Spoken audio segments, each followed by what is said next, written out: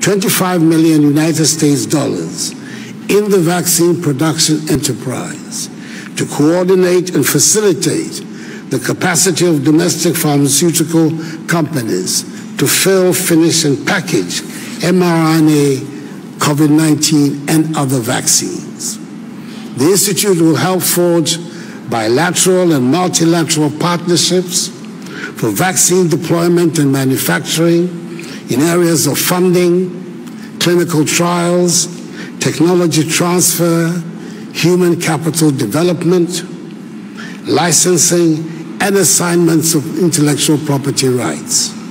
In addition, we are upgrading the Ghana Food and Drugs Authority, the principal regulatory agency, from its current maturity level 3 to maturity level 4 in order to enhance its regulatory capacity for domestic vaccine development and manufacturing. In the short term, that is 2 years, our goal is to set up one domestic vaccine manufacturing plant to fill, finish, and package COVID-19 and other vaccines, to establish vaccine lot release system by FDA, and to strengthen research and development for vaccine production. We also want to establish a technology transfer partnership with vaccine developers and provide in-house and external training program for staff. In the medium term, that is 5 years, the target is to continue the establishment of more domestic vaccine manufacturing plants to manufacture vaccines to meet WHO GMP standards, with a long-term target being to produce a candidate in 10 years using innovative technology.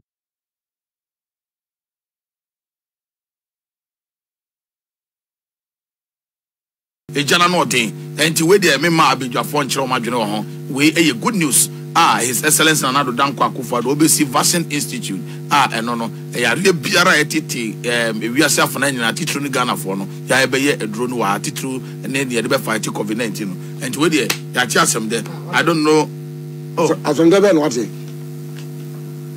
asem de be no ate enye bibia na ese o kire wadwene ho enye ma bi wo ha see me ba enye ma bi wo ha say good news man.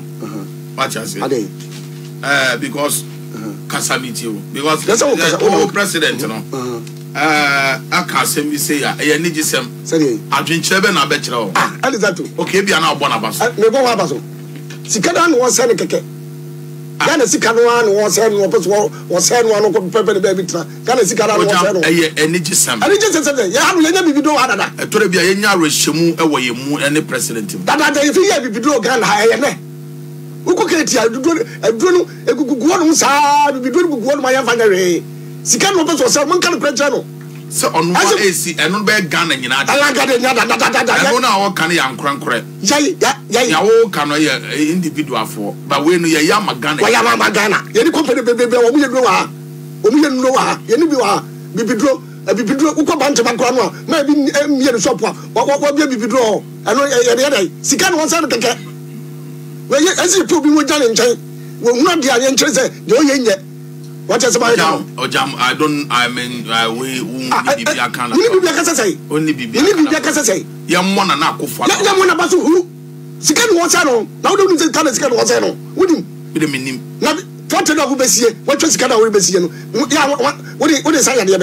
Me patcho omo de behwe ya remu titune edura omo be pe dia fight COVID-19 untimi me ma what occasion nye untimi me ma second nye wase se omampanyini aka bibi se ya eye asem de na ese ojam se wa yare pen no akọ emergency account no keka ne amo me ngale pe ma yale pen what you say but ense bi wona so ni pa no kan pe we president dada de free ya bibi do okromia wo ma ne ya wontoye ene na se wo hwe na wo kan Anamu na utimi muni ye na so wo hwe kan wo be si fatre ana bibia wo person dey politics wo be si fatre ni ayedai ade ayedai nyani na hia ya kase si fatre bia ya nkante si won si fatre bia anya fatre no si institute ya kase ono ya be hwe yare mu ani ahwe enuru a ye de be fight yare no titru no eduru e be ye de fight COVID-19 Are you not happy? I'm the way I open my nebia when you and then we are here. You be here dry. That's how you even have a cop. It's a man, no, idea. Be doing movie. Me will for us. Many be here. Ghana, and nature and West. Wouldn't be Nadia, was meant to be nothing about them. Okay. Oh, what's up, Patricia? I'll be here back in the communion. But I can say, Ujamania Bibian is what your politics. Oh, now, why applaud the president? So, what my dad in Ghana phone? My minty, meaning some more baby car, and I am quite him. I'm my best, my minty. If I saw Mechia for native for you.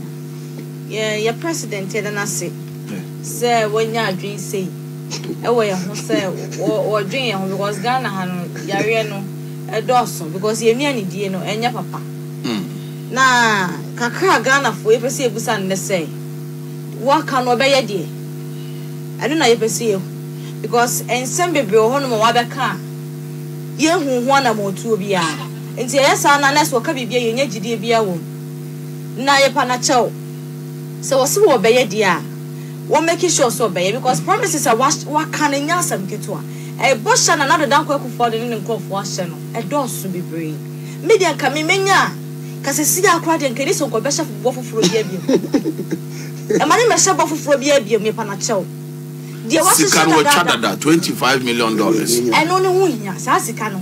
Ah wo kan. Ozo ka so be si hospital me ba 111 on fa onyansi ba kokora. Enti sa we na usu ba be si. Se nka hotimi si sa hospitals ni nyina awie ya. Ke betimi yi ba ko e de aye de wo be kan. Because 111 na doso.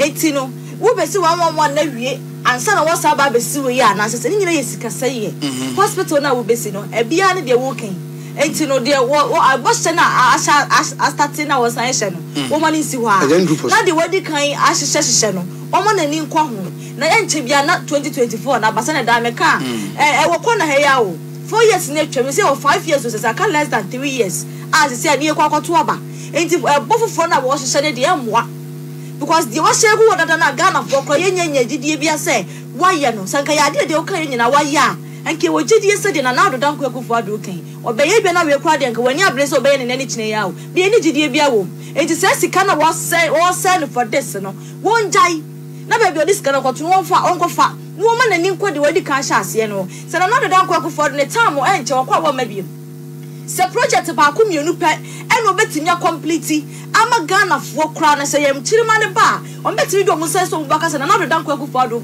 ebedi ade na no so be president no otimi ye bibi ba ko a enchirima nyina benya so mfaso kwa me nkroma kwa wo de we si hwe kwa na K University kwa de ye de ka asam ye wo de no ko na me de ka se nko anya bibi akwa na no ko ne timi de esesi ye boka se wono de wo ye we man krofo bebe na be ko school so on man kwa ne nyam mfa de mfaso enti se free SHS eno ne ade a Ghana ha ebeka se ye nya so mfaso because aboa emo ma etiti fie no omutimi kodo enye ade bi ye hye de ye because of politics enti no na do dan kwa kufodo ma na adwen ko hoye e make sure se free SHS no e be gina yiye se ne be ya wo kompa e betimi agina so e de aboni din enti sa bosha wo hye nyina mfaso bi ene so sesi a enye no ne ye hia de wodi ka sha ase na enye ye na sheki no ma wa adwen ko ho no benifo no make sure se wo betimi aye ne yiye ansa ne kwa koto aba fofo no de ba ne de ni die mo ye pa na cho o ma ne sikani kakra na wo honom na ye de bo o ma ne ho bra kakra no so sare ko different projects as se ade ya wo ka ho asem sesi e wo be starting so kra